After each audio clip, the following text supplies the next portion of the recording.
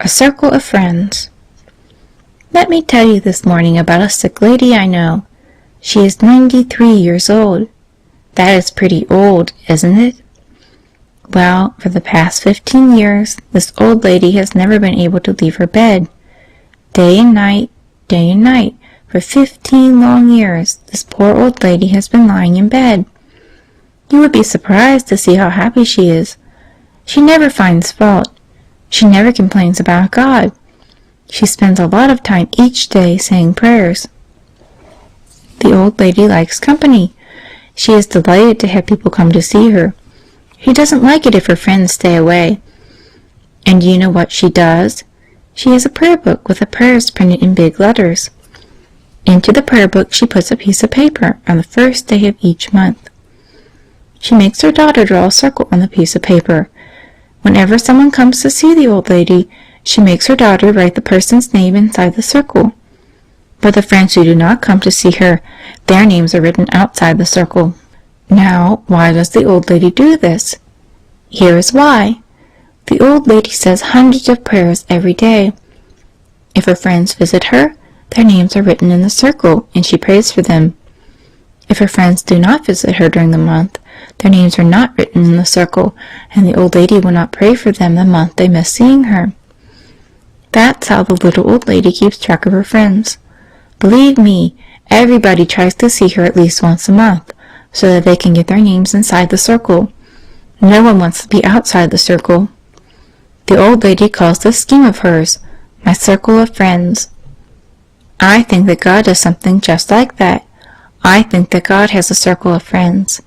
Wouldn't it be too bad to find our names written outside God's circle? But I'm afraid that that is just what we would find if we could see God's circle. You know, boys and girls, our Lord is just like this old lady. Our Lord also has a circle of friends. Up in heaven, our Lord writes down in a big book, and it must be a very big book, the names of all his friends. He writes down the names of all those who love him, the names of those who do not forget to pray to him often, the names of those who do not forget to visit him in church. Boys and girls, I think this is a great idea. Just think, down here on earth, maybe nobody knows or cares who we are, and yet up in heaven, God and the angels know who we are. We are so important that God in heaven writes our name in his book of friends. We belong to God's circle of friends, and that makes us mighty, mighty important. Now, what about these people whose names are not written in God's book? Why, they are the people who always forget God. If you forget God, God forgets you too. He doesn't write your name in his circle of friends. He doesn't even want to know your name. How terrible that is.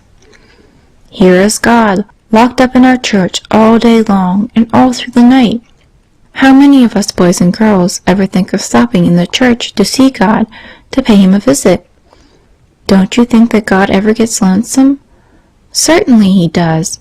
And God must do an awful lot of wondering. You must think of all the nice things that he has done for us. How he made us and gave us such a good father and mother. How he keeps us well and warm and gives us enough to eat. How he made Holy Communion for us, and how he suffered and died on a cross for us.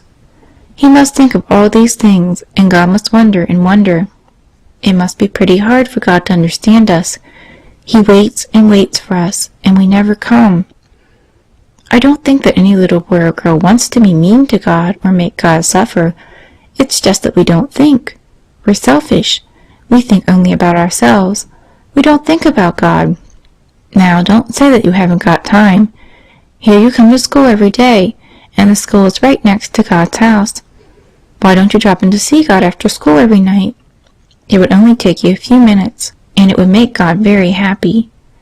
You've got lots of time after that to play mibs and baseball and roller skate and all the rest. God doesn't expect you to stay with him an hour.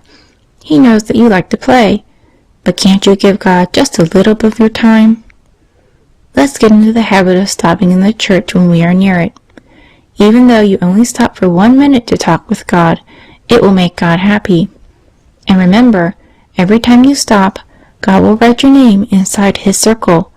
And that's just where we want to be, inside the circle of God's friends.